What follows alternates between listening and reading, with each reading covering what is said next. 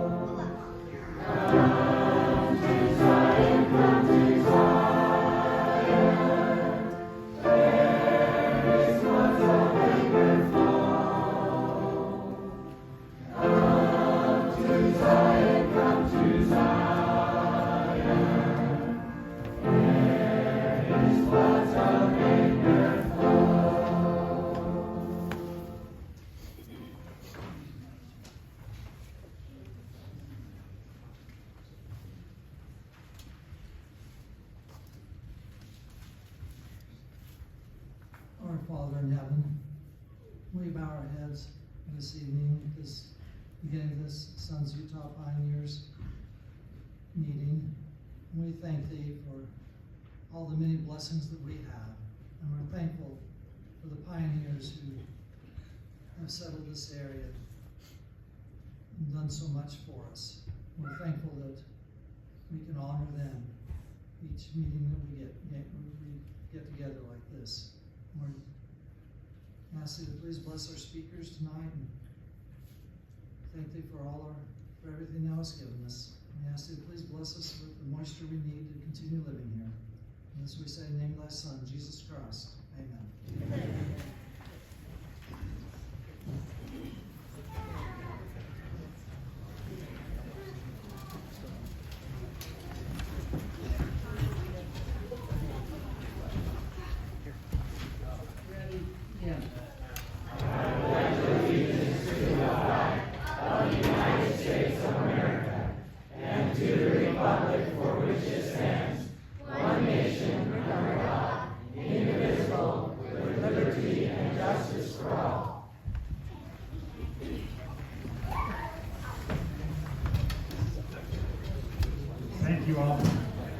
We appreciate all those that participated in the opening ceremony. Hopefully you can hear me okay. Thankful for all of you that showed up tonight. We appreciate all of you. And our membership is growing, other than doesn't really show up so much tonight, but we do have some new members coming up and joining, so we're excited about that. First off, I'd like to mention that we have a sign-in sheet going around for helping out with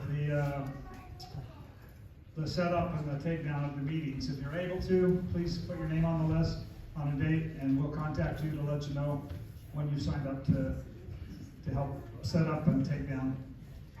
Also on April 26th, in just 3 days from now, is the National Symposium up in Salt Lake. It's $35 each, and it goes from 1 p.m. to 7:30 p.m. That's this Saturday. And it starts out at the SUP headquarters, and then for the dinner, they move up to Stake Center, up the hill just a little bit. So, if any of you want to go to that, it's available. You can still sign up on the website, sup1847.com.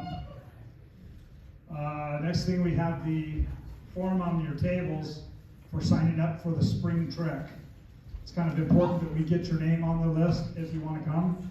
There's some questions there. I think we're going to give Dan or sorry, Dave Isom?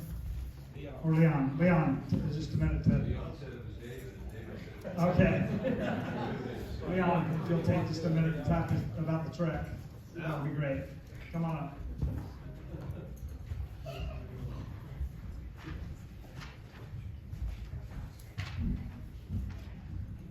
So, I got hold of Dave Jessup, and he will get us into the, You did what? Me?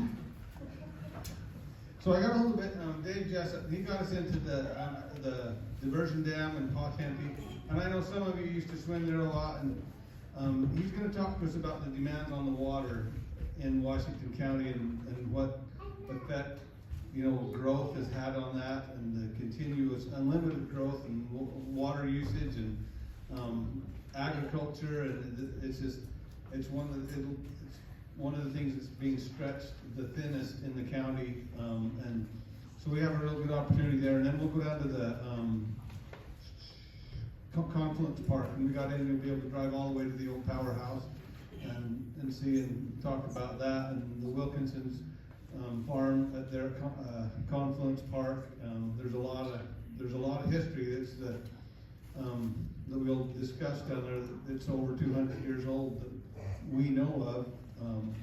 When we could first document people migrating in and out of there. So 250 years this year, right? The next year, I believe, is when we first had people keeping journals of traveling through there. So it should be really interesting. But we need you to sign the paper so we have a good solid number on a head count for our lunch count. So any questions? What's the date? Are we gonna go down to the dam? Paper.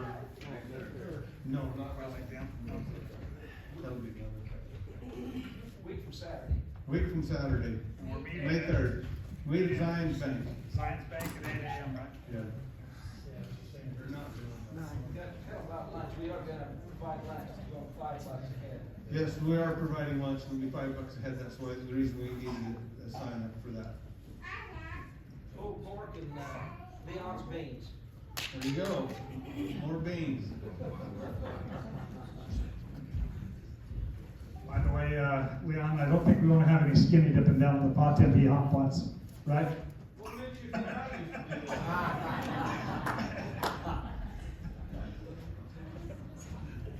It's a lot of fun, that area. Many of you here may have been baptized down there in the Paw Tempe hot pots pools in the wintertime. So Don Jepson has been. I remember going, Levon wasn't baptized down there. I remember going down there and swimming in the pool until it was so hot you couldn't stand it anymore. And then we'd run down the bank to the river and jump in, and then back up to the pool again. So, lots of fun memories about the Paw Tempe. Also, that power plant is really a neat place. By the way, they've utilized the pipe that's coming down that used to direct the water down through the power plant to generate the power. They're utilizing it now to collect and capture all the sewer water coming from Oberkin down and shooting it back around to the new facility that they're building to transition water back into water that they can ship over to St. George for irrigation use. So they're utilizing that pipeline that's coming down off the hill. But it's still there, you can see it. The old turbines you can see inside the power plant. It's going to be really a lot of fun. Should be a great trek. Any questions about the trek that we can answer? Okay, we're going to talk about vests for us. If you want to buy a SUP vest, President Brian has located and found some vests that we can purchase. They run right around $30 online for us to buy these. They're actually Wrangler vests. They're pretty nice. They'll probably fade and go more color of denim, of course. But we're going to have them also embroidered with our names on them and SUP on the right side of the lapel, and then also have a picture of the SUP with the canal on the back side. So these vests are going to be available to you with the embroidery for $55 if you'd like to sign up and get one. And we're going to do a one-time order and one-time processing. And then if more people decide they want to get them, if we can get probably another 20 or so, we might order some more. So $55, make sure you get the money into Brian tonight so that we can get that going, okay? Many of you have probably seen the vests like David is wearing. Maybe David, you could stand up and show that off. It's the old logo on the back, the old logo. The old logo with the wagon, the covered wagon. The new logo on the vest will have the canal on it.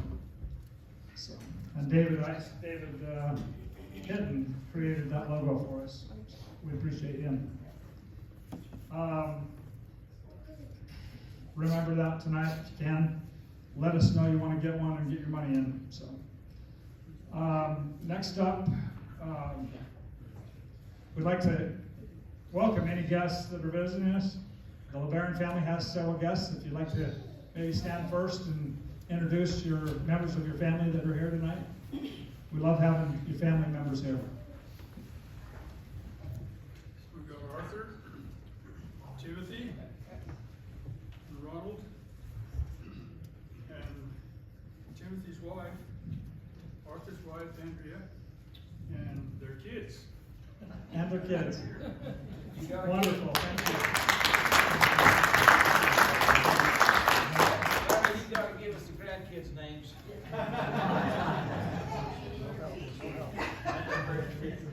Also, Catlin, I'd like to welcome our newest member, Mark Welker, just joined this evening. welcome. Thank you. Good to have you tonight. Down at Dan Zaleski's desk, table. We have the Meekum family here with us, and I'll let Daniel Meekum introduce his family. I just found out though that most of you know is your grandparents, Eldon and Lila. Meekum. I'm Daniel. This is my wife Lisa, my daughter Brooklyn, Sydney, and my son Josh. And by the way, Brooklyn is the, go ahead. Brooklyn is our 7th grade essay winner tonight. She's going to present her essay to us just in a few minutes. So, other guests, Eric, you want to reintroduce yourself again? We're glad to have you here. Eric Duthie, my wife Susan, we joined a month ago. So dang it, we're not the newest members anymore. We're just old hands here. Anyway, we live in Hilldale, and we're glad to be here. Welcome. Eric's been gracious enough to post some photos on our group Facebook page of the new chapel that's being built out in Hilldale as it's progressing. So make sure to visit the Facebook page. Also, this presentation tonight will be on Facebook Live for 30 days, and it'll also be posted on my YouTube channel. So we're going to remember that. Any other guests that we need to recognize? Yes, I have another grandson of mine here with me. This is Jeff Moore. Wonderful, thank you.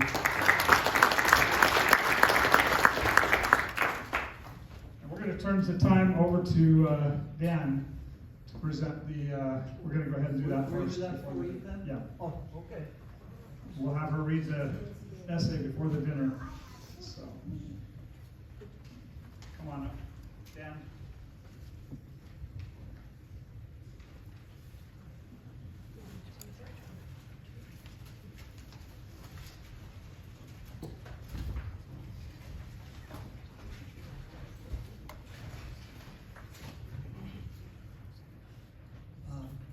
Yes, you just met Brooklyn's family, so we're glad to have her here with her family. And did you want me to present this before? Yes. Now, we usually have the parents come out for a picture then. Yes, We're going to present Brooklyn with this plaque for our 7th grade winner of the Sons of Utah Pioneers Hurricane Valley Chapter.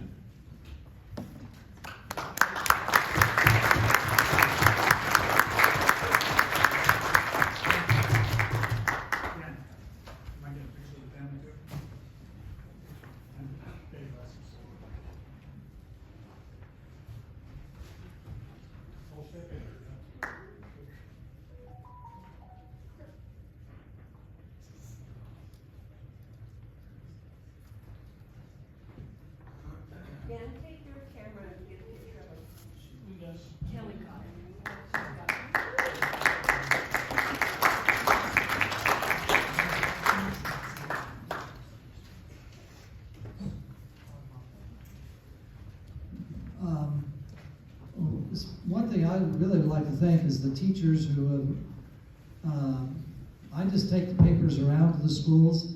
The teachers are the ones that encourage their students to write these essays. And Brooklyn's teacher encouraged her 7th grade class. The one that we had about 130 7th grade essays submitted, and quite a few of those, the majority of those came from Hurricane Intermediate with Dustin Entz, 7th grade history teacher at Hurricane Intermediate. And he encouraged all his students in first semester and the second semester to write essays, and they turned in, like I said, close to 130 of the essays came from Hurricane Intermediate School. So I want to just give a big thanks to the teachers who have encouraged the students to do these essays. Brooklyn is a student at Valley Academy, and her teacher encouraged her to enter, and we're very happy for that. These essays are wonderful to read. I know the Spenlows and the Beatties have read quite a few of the essays here as we judged them, and so many of the students remarked that they learned a lot about their great-great-grandparent, or some of them already knew their grandparents or their grandfather or their grandmother, but they got to know them even better. This is a great project that we do to encourage the students to get to know their ancestors. I'll stop talking and let Brooklyn talk to you for a minute, and we're quite happy to have her here as a winner.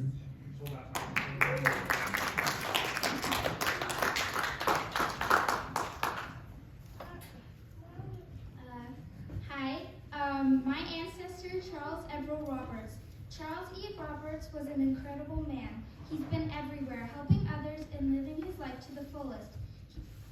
He has been active in the Church of Jesus Christ of Latter-day Saints and has been in various callings in his ward.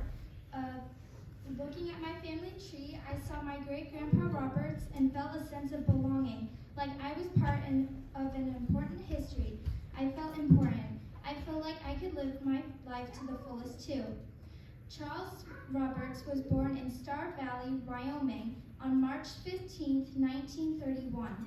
His parents were Everett Llewellyn Roberts, who lived from 1904 to 1985, and Gladys Mary Wright, who lived from 1606 to 1989. Charles was the oldest out of 5 siblings. He met his wife, Elaine Good, on a blind date set up by Linwood Smith and his best friend and his fiance. They got married in Logan Temple on April 10, 1959, and had 8 children. His kids were Douglas, the oldest son, and my awesome grandpa, Jill, Travis, Dale, Ginger, Troy, and Scott Roberts. I love to hear more and more about my ancestry, and I am yet to know about. Charles, my great-grandpa Roberts, had worked in a variety of places. After surviving high school, he came to Ogden and was enrolled in Defense Depot Ogden until he was recruited into the Army. Charles was sent to the Korean War as a front soldier. 3 days before the war ended, he got shot somewhere around his neck, closer to the ear. Then Charles was sent to the MASH unit in Tokyo, where he spent most of the time recovering. He lost 10% of his hearing in one ear and 30% in the other ear. I can imagine what his family felt. After being discharged from the war, Charles returned to Ogden, Utah. He obtained employment at the Hill Air Force Base. Then Charles was retired on December 31st, 1987, after 36 and a half years with the government. Talk about retiring on New Year's. He also served with the police department for 17 and a half years. Charles still worked in positions after retirement. He worked at his son's restaurant, I can't pronounce this, so forgive me if I don't, Palermo's Pizza and Pasta, as a security guard for Weber County Human Services, and worked at Utah Power and Light for 3 to 4 years. My great-grandpa also had the opportunity to travel to a variety of places. Charles journeyed to areas like Germany, Austria, and England, while his son Dale was stationed in Germany. He also traveled to places around the U.S., including California, Arizona, Washington, D.C., Rhode Island, Texas, etc. He also lived in Mexico for 5.5 months while in TDY. Charles E. Roberts was an astonishing and important guy. He has served in the Army, been in a mixture of jobs, and has been almost everywhere. Overall, Charles was a loyal person. He was loyal to his country and to his family. He was loyal to his friends, his church, and to others. I love him so much.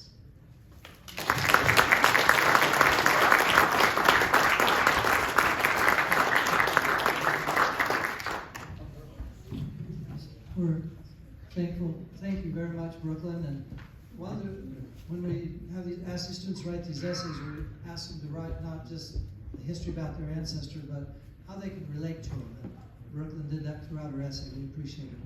Thank you. Thank you, Dan. Thank you, Brooklyn. That was great. Takes a lot of courage to get up here. So I forgot to announce who I am even. I'm not wearing my name tag. I forgot to grab it back there. I'm Brad Winder, last year's president, so I'm the has-been. Brian Hitton's the current chapter president. Merlin Spendlove's the president next year, and we have a great board of directors that really work hard and put on a good program and have good activities for us and take care of the money and do all the things that we do. So we're grateful for that. Just a reminder too about the vests we talked about. Brian's got a sheet that will take down your name, exactly the way you want it to be on the vest, and size. He's got a couple of sizes there you can try on. Did you bring both sizes or just, okay. He's got a couple of sizes you try on to see how they fit you, and then you should know, be able to know. So, David?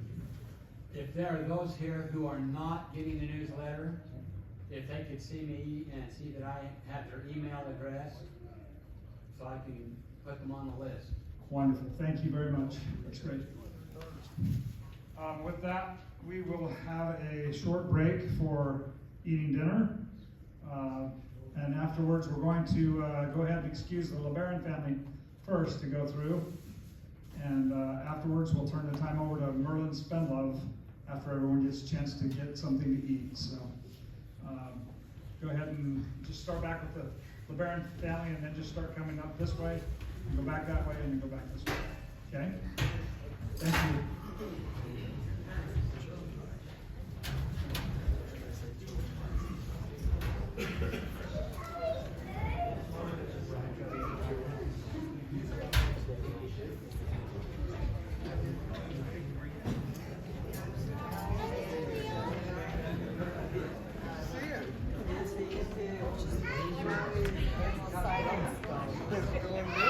We'll start up again about 7:15 after we get a chance to eat.